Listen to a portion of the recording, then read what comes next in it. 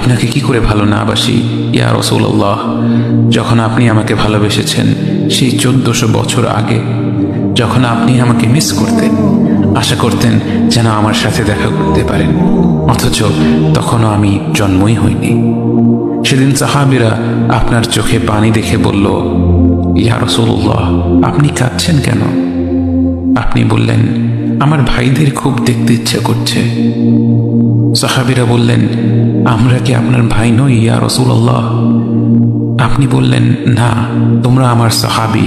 আমার ভাই হলো তারা যারা আমার পরে আসবে এবং আমাকে কখনো না দেখেও তারা আমাকে বিশ্বাস করবে।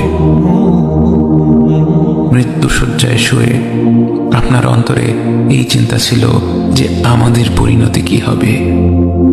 উম্মতি উম্মতি বলতে বলতে আপনি আপনার রবের নিকট ফিরে গিয়েছেন।